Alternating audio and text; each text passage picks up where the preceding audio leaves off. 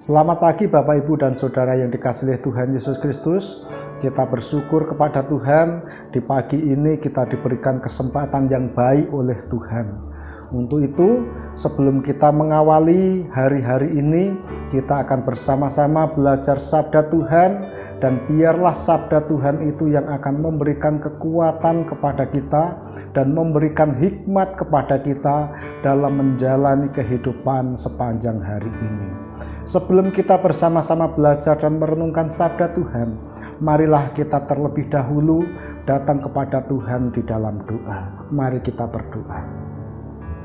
Allah Bapa yang bertahta di dalam kerajaan surga, Allah yang kami sembah dan kami puji di dalam nama Yesus Kristus, puji dan syukur kami panjatkan kehadirat-Mu ya Bapa. Di pagi ini Tuhan telah memberikan kesehatan, kekuatan bagi kami semua, sehingga kami dapat menjalani kehidupan ini tanpa kekurangan satu apapun ya Bapa. Tuhan, kami menyerahkan, biarlah kuasa dan pertolongan-Mu yang akan terus memimpin kami sepanjang hari ini.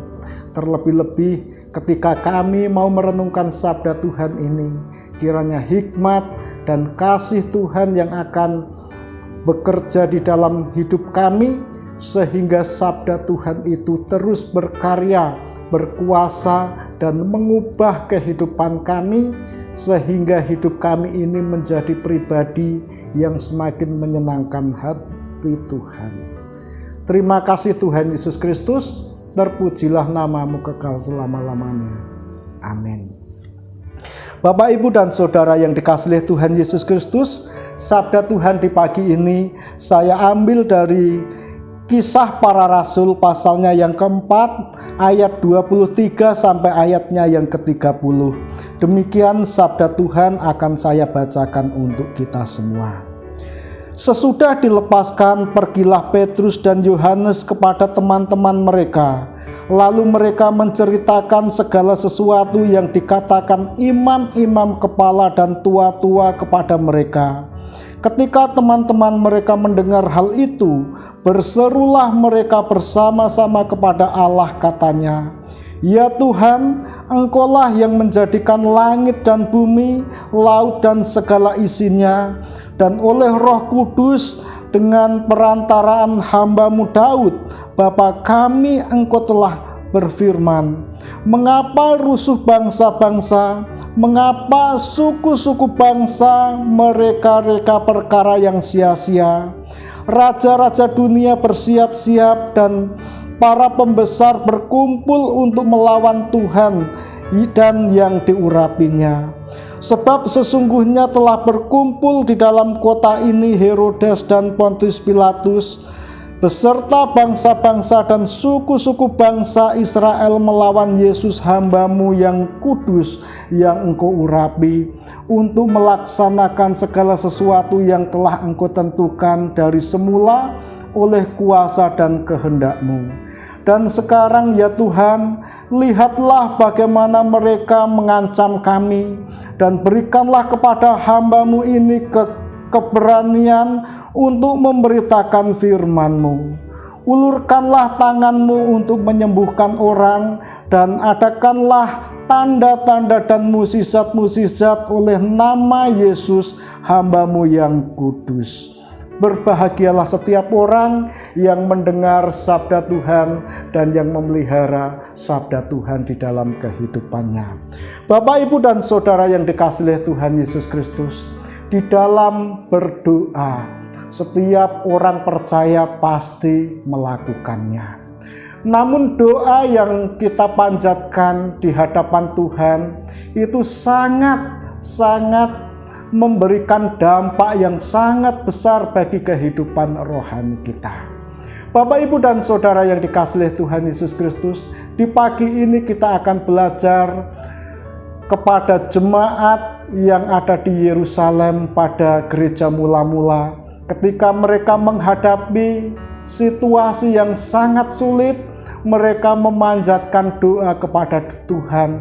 Dan sangat menarik untuk kita cermati doa-doa yang mereka panjatkan pada saat itu, sehingga itu juga memberikan suatu pembelajaran bagi kita yang hidup saat ini untuk membangun kehidupan yang dikenan oleh Tuhan. Bapak, Ibu, dan Saudara yang dikasihi Tuhan Yesus Kristus, saat itu orang-orang percaya sedang menghadapi penganiayaan yang hebat. Para rasul yaitu Yohanes dan Petrus juga baru saja dilepaskan dari penjara karena kesetiaannya untuk terus memberitakan kasih Allah di dalam Kristus Yesus.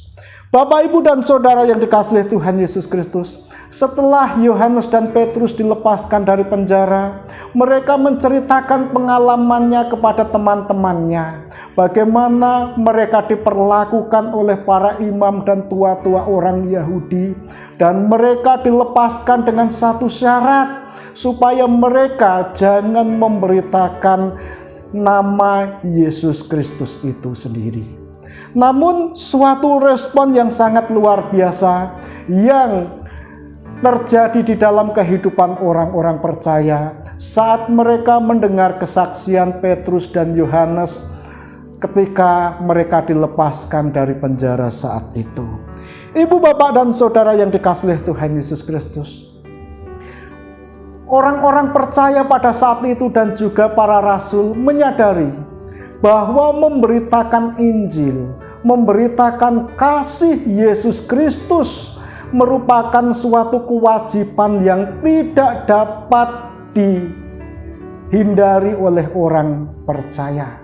Apapun resiko dan kondisi yang dialami, bahkan tekanan-tekanan yang datang dari pihak luar, dari pihak tua-tua Yahudi, dari imam-imam orang-orang Yahudi, tidak menyurutkan bagi para rasul dan juga orang-orang percaya pada saat itu untuk tidak memberitakan Injil.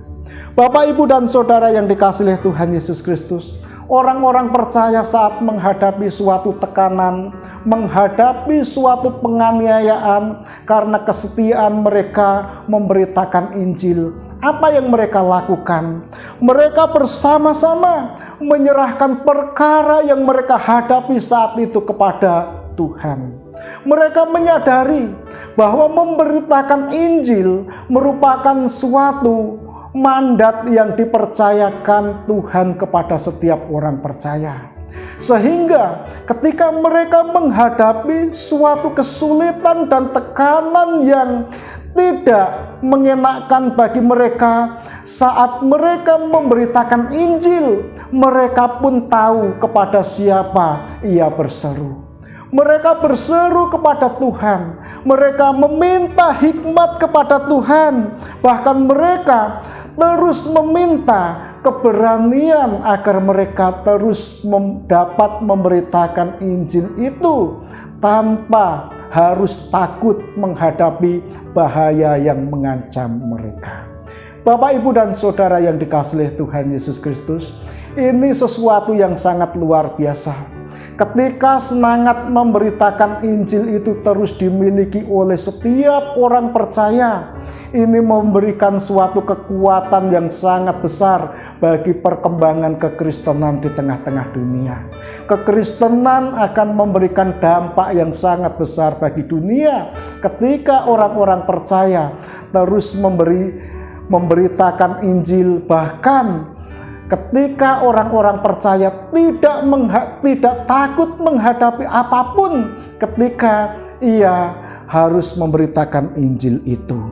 Bapak, Ibu, dan Saudara yang dikasihi Tuhan Yesus Kristus, selain mereka terus memberitakan Injil, mereka juga menyadari bahwa masalah yang mereka hadapi itu mereka hadapi bersama-sama. Saat Petrus dilepaskan dari penjara, bahkan suatu syarat yang diberikan oleh para imam dan tua-tua Yahudi saat itu, yaitu agar mereka tidak memberitakan nama itu lagi, yaitu nama Yesus Kristus yang telah bangkit dari kematian.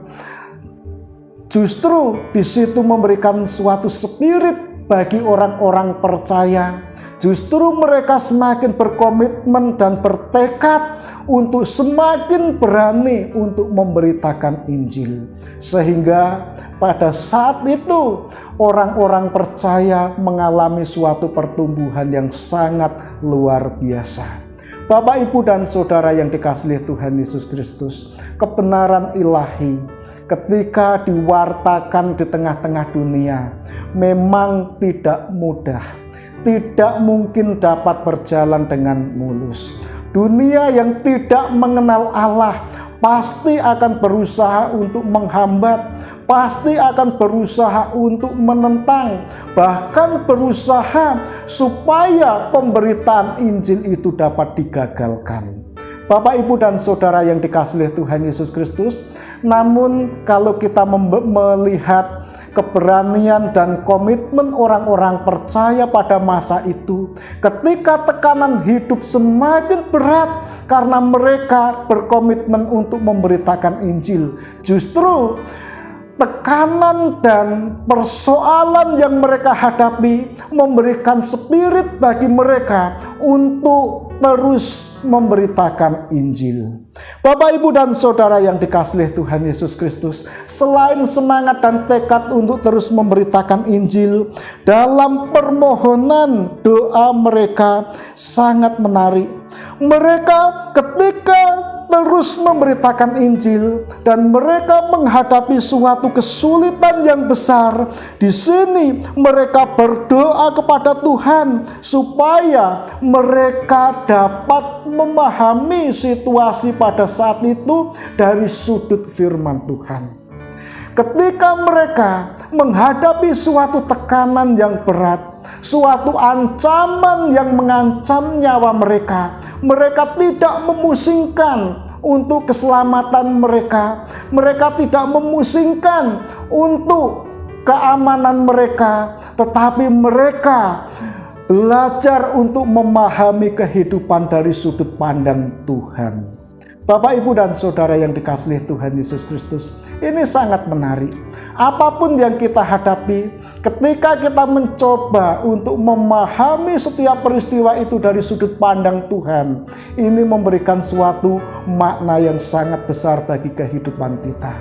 Kehidupan kita dapat dibentuk, kehidupan kita dapat diproses oleh Tuhan, kehidupan kita dapat didewasakan oleh Tuhan melalui peristiwa yang terjadi di dalam kehidupan kita, melalui penderitaan, melalui kesulitan, kita dapat diproses dan dibentuk oleh Tuhan menjadi pribadi dan karakter yang semakin matang di hadapan Tuhan. Bapak, Ibu, dan Saudara yang dikasihi Tuhan Yesus Kristus, selain mereka meminta hikmat supaya dapat memahami peristiwa itu dari sudut pandang Tuhan, mereka juga meminta supaya dapat diberikan kuasa untuk menyembuhkan orang. Bapak, Ibu, dan Saudara yang dikasihi Tuhan Yesus Kristus, kesulitan dan penderitaan yang mereka hadapi bukan membuat mereka untuk mengasihani diri mereka sendiri, bukan membuat mereka untuk berdoa kepada Tuhan supaya dilepaskan dari masalah yang mereka hadapi saat itu. Tetapi justru di tengah-tengah kesulitan, di tengah-tengah ancaman, di tengah-tengah kondisi yang tidak menguntungkan bagi mereka, justru mereka berdoa kepada Tuhan supaya mereka diberikan kuasa untuk menyembuhkan orang lain. Nah, Bapak, Ibu, dan Saudara yang dikasihi Tuhan Yesus Kristus, saya percaya ketika hidup itu diarahkan untuk memulihkan orang lain, kita menghadapi masalah, kita menghadapi suatu tekanan, tetapi kita tidak sibuk kepada diri kita sendiri, tetapi kita memikirkan dan kita berjuang untuk memulihkan keadaan orang lain supaya kehidupannya semakin baik. Maka disitulah kita akan dapat belajar memahami kehendak Tuhan. Tuhan yang disalibkan, Tuhan yang teraniaya, Tuhan yang harus mati di kayu salib, memberikan jaminan pemulihan bagi umat manusia supaya dapat didamaikan dengan Allah. Begitu juga orang-orang percaya, ketika menghadapi suatu penganiayaan, menghadapi suatu tekanan, menghadapi suatu keadaan yang tidak menguntungkan bagi dirinya sendiri, tetapi orang percaya tersebut terus memikirkan bagaimana ia dapat memberikan dampak yang positif bagi orang lain, atau dapat menolong orang lain, dapat memberikan manfaat bagi orang lain, maka dengan sendirinya kehidupan orang percaya itu di tengah-tengah tekanan dan kesulitan akan tetap menjadi berkat bagi banyak orang. Bapak, Ibu, dan Saudara yang dikasihi Tuhan Yesus Kristus, doa orang-orang percaya pada saat itu ketika menghadapi suatu tekanan, mereka tidak fokus kepada dirinya sendiri. Mereka tidak fokus untuk terlepas dari masalah yang mereka hadapi, tetapi justru mereka berfokus kepada kehendak Tuhan.